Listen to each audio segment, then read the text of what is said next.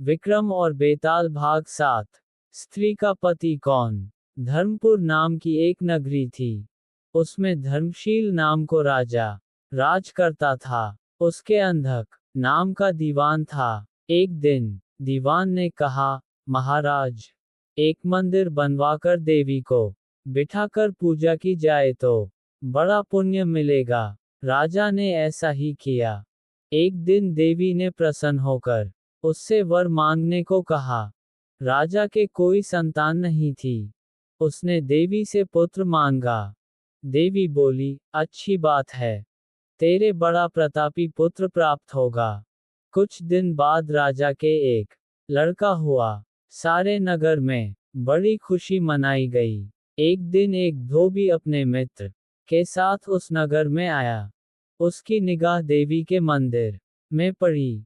उसने देवी को प्रणाम करने का इरादा किया। उसी समय उसे एक धोबी की लड़की दिखाई दी, जो बड़ी सुंदर थी। उसे देखकर वह इतना पागल हो गया कि उसने मंदिर में जाकर देवी से प्रार्थना की, हे देवी, ये लड़की मुझे मिल जाए। अगर मिल गई तो मैं अपना सिर तुझ पर चढ़ा दूंगा। इसके बाद वह हर घड़ी बेचैन रहने लगा। उसके मित्र ने उसके पिता से सारा हाल कहा।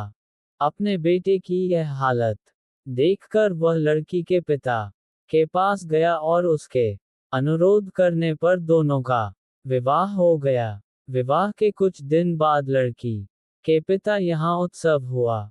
इसमें शामिल होने के लिए न्योता आया। मित्र को साथ लेकर दोनों चले।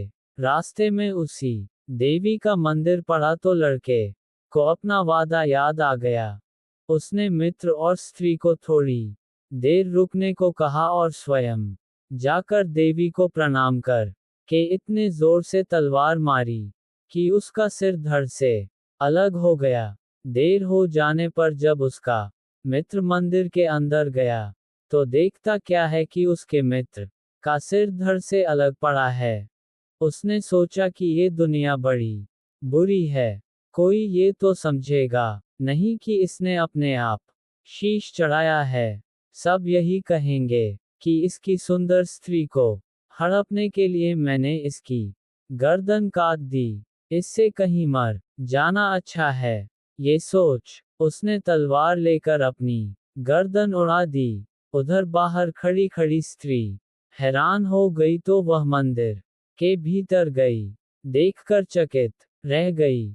सोचने लगी कि दुनिया कहेगी ये बुरी औरत होगी, इसलिए दोनों को मारा ही इस बदनामी से मर जाना अच्छा है। ये सोच उसने तलवार उठाए और जैसे ही गर्दन पर मारनी चाही कि देवी ने प्रकट होकर उसका हाथ पकड़ लिया और कहा, मैं तुझ पर प्रसन्न हूँ, जो चाहो सो मांगो।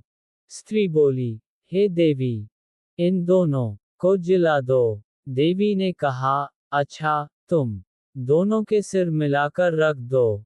घबराहट में स्त्री ने सिर जोड़े तो गलती से एक का सिर दूसरे के धड़ पर लग गया। देवी ने दोनों को जिला दिया। अब वे दोनों आपस में झगड़ने लगे।